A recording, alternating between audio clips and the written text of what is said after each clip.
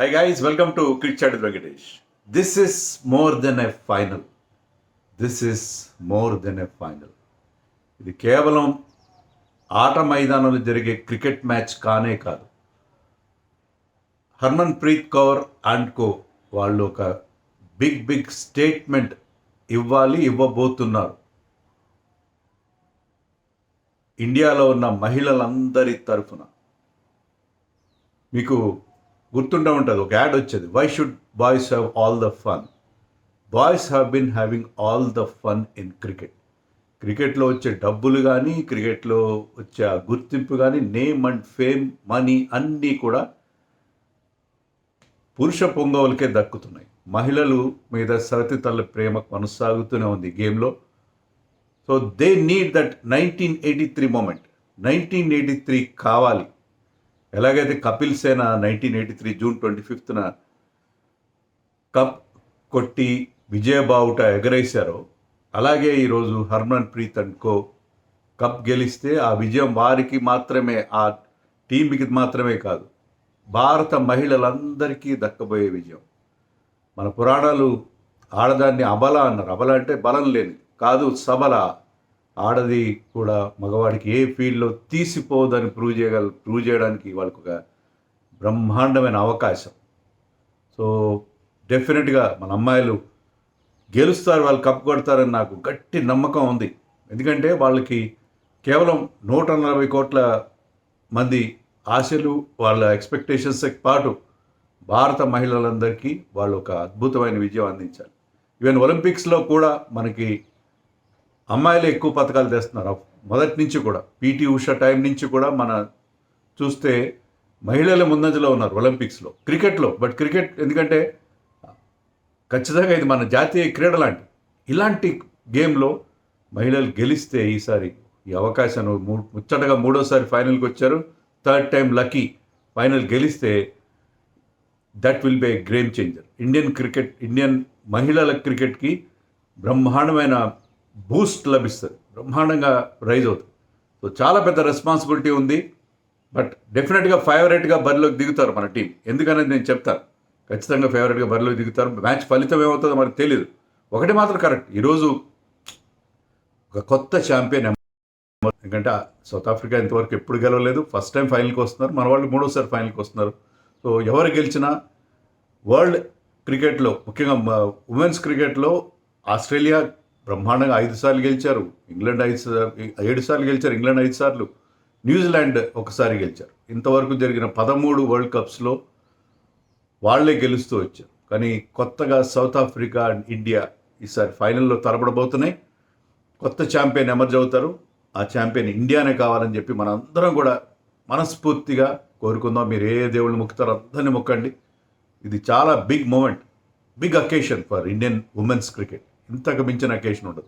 Already గతంతో పోలిస్తే Indian క్రికెట్లో ఎన్నో మార్పులు జరిగాయి. బీసీసీఐ ఎప్పుడైతే టేక్ ఓవర్ చేసిన 2006లో అనుకుంటా, అప్పటి నుంచి ఉమెన్స్ క్రికెట్లో కాస్త మనీ వచ్చింది. ఇటీవల కాలంలో వాళ్ళకి ఈక్వల్ పే, అన్ని రకాలుగా పురుషులకి ఎలాంటి సౌకర్యాలు ఇస్తున్నారు అన్నీ ఇస్తున్నారు. మొత్తం మీద దిస్ ఇస్ ద మూమెంట్. ఈ మూమెంట్ని క్యాప్చర్ చేయాలి, ఇండియన్ టీం క్యాప్చర్ చేయాలి. చేయగల సత్తా ఉందా మన టీంకి? డెఫినెట్గా ఉంది. ఒక బిగ్ అడ్వాంటేజ్ ఏంటంటే, మనం ఇది వరుసగా 4వ గేమ్ డివై పాటిల్ స్టేడియం. ఇప్పుడు ఈ ఫైనల్ ఎక్కడ జరగబోతుంది? డివై పాటిల్ స్టేడియం, నవీ ముంబై.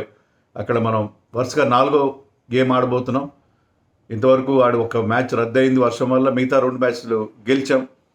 సో మనకి అది పెద్ద advantage. South Africa has not played a single game here. వాళ్ళు ఆడలేదు, ఒక్క గేమ్ కూడా ఆడలేదు. సో అక్కడ కండిషన్స్ మనకు బాగా తెలుసు. డివై పాటిల్లో ఎప్పుడు కూడా మన ఉమెన్స్ గేమ్స్ జరుగుతుంటాయి. సో మన వాళ్ళకి ఆ గ్రౌండ్ కొట్టిన పిండి, గ్రేట్ అడ్వాంటేజ్. బట్ సౌత్ ఆఫ్రికాకు ఉన్న అడ్వాంటేజ్ ఏంటంటే, వాళ్ళు మన మీద గెలిచారు. మన మీద ఈ వరల్డ్ కప్లో రౌండ్ రాబిన్ మ్యాచ్లో వాళ్ళు విన్ అయ్యారు. అది కూడా టఫ్ మ్యాచే. లాస్ట్లో నడిన్ డీక్లర్క్ ఒక బ్రహ్మాండమైన ఇన్నింగ్స్ ఆడింది. మనం బ్యాటింగ్ చేసినప్పుడు Richa Ghosh played wonderful 90. But ఆ మ్యాచ్ వాళ్ళు గెలిచారు. సో అది వాళ్ళకి అడ్వాంటేజ్. కానీ ఓవరాల్గా తీసుకుంటే ఐ థింక్ 30 మ్యాచ్లలో జరిగితే 20 మ్యాచ్లు మనమే గెలిచాం. సౌత్ ఆఫ్రికా మీద మనకి బెటర్ రికార్డ్ ఉంది. We have been found wanting mostly against Australia and also against England. But South Africa మీద మనం ఎక్కువ మ్యాచ్లు గెలుస్తూనే ఉన్నాం. సో సౌత్ ఆఫ్రికాలో కూడా బిగ్ నేమ్స్ ఉన్నాయి. వాళ్ళ కెప్టెన్ లారా వరల్డ్ వాట్ చాలా బాగా ఆడుతుంది. 169 అంతా చేసింది సెమీఫైనల్లో. బ్రహ్మాండమైన innings, is in great form.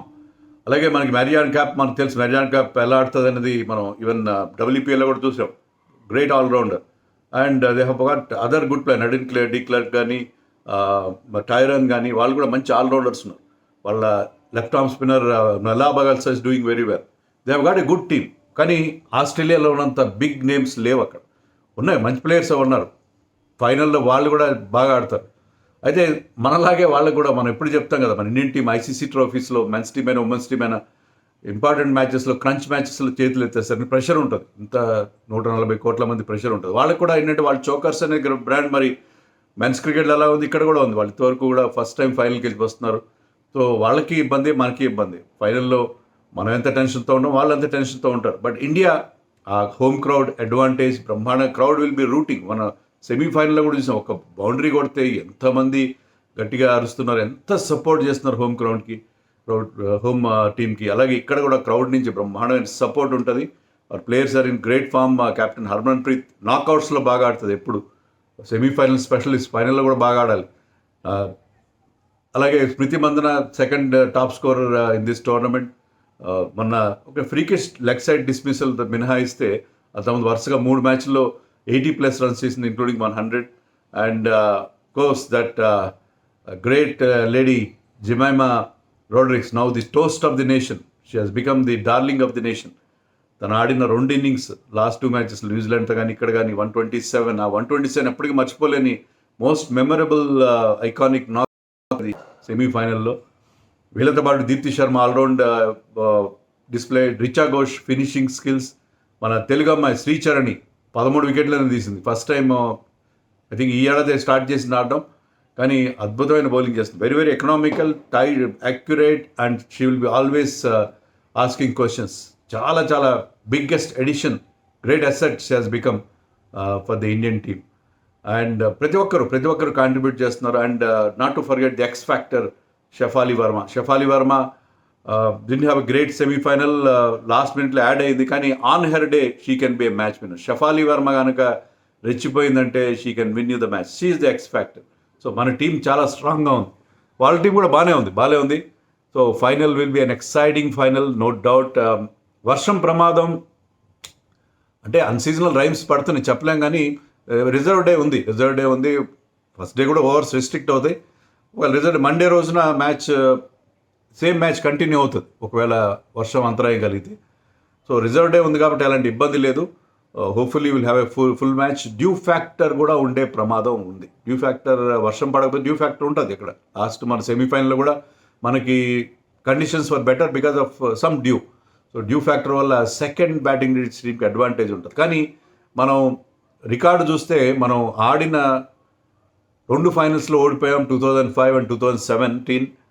ఆ 2 ఫైనల్స్లో కూడా చేజ్ చేస్తూ ఓడిపోయాం. ముఖ్యంగా మొన్న 2017లో ఒక స్టేజ్లో పోయారు 191 for 3, కానీ లాస్ట్ 7 ఓవర్స్లో 38 రన్స్ కావాలి. ఆ 38 రన్స్ చేయలేని పరిస్థితి. సో లాస్ట్లో కొలాప్స్ అయిపోయాం. సో అలాంటి కొలాప్స్ లేకుండా, అంటే ఫస్ట్ టైం కూడా మనం 2005లో కూడా restricted the opponent to a smaller total, కానీ అక్కడ కూడా కొలాప్స్ చూసాం. 220 229 అంతా కొట్టాలి అప్పుడు. సో మనం చిన్న స్కోర్లు కూడా చేయలేకపోతున్నాం ఫైనల్లో. మరి టాస్ గెలిస్తే మరి హర్మన్ ప్రీత్ ఎవరు ముందు బ్యాటింగ్ చేసుకుంటారా చూడాలి. It all depends on the dew factor అన్నీ కూడా దృష్టిలో పెట్టుకొని నిర్ణయం తీసుకుంటారు. But India will definitely start as favourites. దాంట్లో ఎలాంటి, మన ప్లేయర్స్ అందరూ మంచి ఫామ్లో ఉన్నారు. అండ్ అఫ్ కోర్స్ ఇది చాలా చాలా క్రూషియల్ మ్యాచ్. చాలా ఇండియన్ ఉమెన్స్ క్రికెట్కి. అది వాళ్ళకి ఏమైనా ప్రాబ్లం ఉందంటే, మనం ప్లేయర్ టు ప్లేయర్ తీసుకుంటే I think India is having a better team, అంతా బాగానే ఉంది. కానీ ఈ ప్రెషర్, గెలవాలి, 3వ ఫైనల్ ఆడుతున్నాము, అందరూ వెయిట్ చేస్తున్నారు. మొన్న మ్యాచ్ జరిగినప్పుడు ఇంకా ప్రతి ఒక్కరు తలుచుకుంటున్నారండి ఆ మ్యాచ్ని. సెమీఫైనల్ మ్యాచ్ ఎంతగా ఇట్ స్టర్డ్ ద నేషన్స్ కాన్షియస్నెస్. మొత్తం ప్రతి ఒక్కరిని ఆకట్టుకుంది ఆ మ్యాచ్. ప్రతి ఒక్కరు ఇప్పటికీ ఆ మ్యాచ్ గురించి మాట్లాడుతున్నారు. సోషల్ మీడియాలో దాని మీద డిస్కషన్ జరుగుతున్నాయి. కొన్ని మంచి విషయాలు జరుగుతున్నాయి, కొన్ని దాంట్లో రిలీజియస్ యాంగిల్ తీసుకొస్తున్నారు. What ever, everybody talking about that match. 2 రోజులైనా అందరిదే మ్యాచ్ మాట. ఉమెన్స్ క్రికెట్కి ఇంత ఆదరణ లభిస్తుంది ఇప్పుడు. క్రౌడ్ బ్రహ్మాండంగా వస్తున్నారు క్రౌడ్. సో ఇది కదా ఈ మూమెంట్ని క్యాప్చర్ చేయాలి. ఈ మూమెంట్ని క్యాప్చర్ ఇక్కడ ఫైనల్ గెలిస్తే మన మెన్స్ టీమ్కి ఎంత గ్లామర్ ఉంటుందో వీళ్ళకి అదే గ్లామర్ వస్తుంది. ఇప్పుడు 2017లో because I been covering cricket for a long time, I have seen 2017లో హర్మన్ప్రీత్ ఆడిన 171 in the semifinal against Australia. అది ఇండియన్ క్రికెట్లో ఒకరిని మలుపు తిప్పింది. దాంతో everybody started having a look at the women's cricket. అంతవరకు ఉమెన్స్ క్రికెట్ని ఎవ్వరు పట్టించుకోలేదు.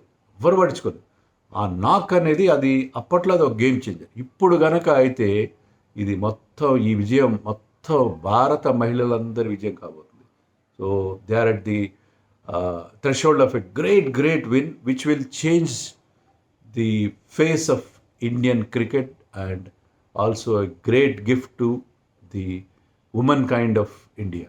సో అది మన వాళ్ళు సాధించాలి అని చెప్పి మనందరం కూడా గట్టిగా కోరుకుందాం. జై హో ఇండియా.